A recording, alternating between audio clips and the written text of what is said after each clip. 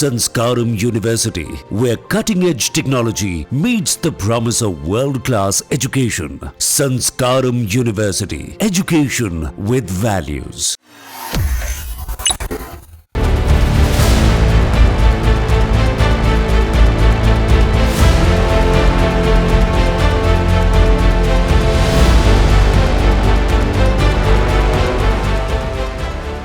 पाकिस्तान से इस समय बेहद डराने वाली खबर सामने आ रही है। पूरे पाकिस्तान में इस समय हड़कंप मचा हुआ है। भारत ने ऑपरेशन सिंदूर में पाकिस्तान में जो तबाही मचाई वो तो बस एक ट्रेलर था। असली तबाही तो अब पाकिस्तान में शुरू हुई है। ये तबाही ऐसी है जिसके सामने पाकिस्तान बेबस नजर आ रहा है।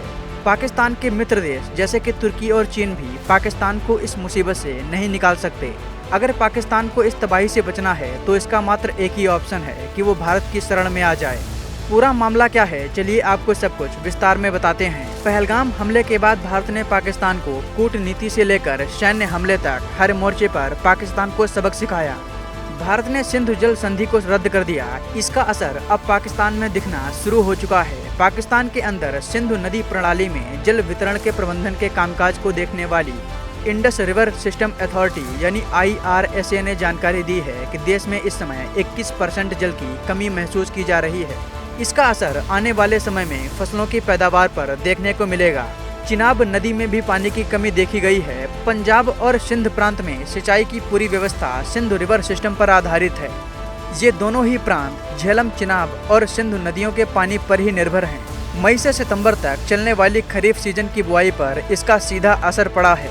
इंडस रिवर सिस्टम अथॉरिटी के प्रवक्ता खालिद इदरीस राणा ने जानकारी दी है कि भारत द्वारा चिनाब के जल प्रवाह में कमी से केवल खरीफ फसलों विशेष रूप से चावल पर भी खतरा मंडरा रहा है।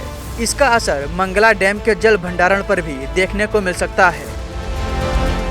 पाकिस्तान की IRSA ने जानकारी दी कि 2 जून 2025 को पंजाब प्रांत में पानी की कुल उपलब्धता सिर्फ 1,28,800 क्यूसेक थी, जो पिछले वर्ष इसी महीने उपलब्ध जल की तुलना में 14,800 क्यूसेक कम है। पानी की इस कमी से किसान का हाल बेहाल हो सकता है। कुछ दिनों पहले पाकिस्तान में सीनेट सत्र के दौरान सीनेटर सैयद अली जफर ने कहा था कि अगर हमने जल संकट का समाधान नहीं किया तो हम भूख से मारे जाएंगे। सिंध बेसिन हमारी लाइफलाइन है। हमारा 3/4 पानी देश के बाहर से आता है। जफर ने कहा कि 10 में से 9 लोग अपनी जिंदगी के लिए सिंधु नदी के पानी पर ही निर्भर हैं।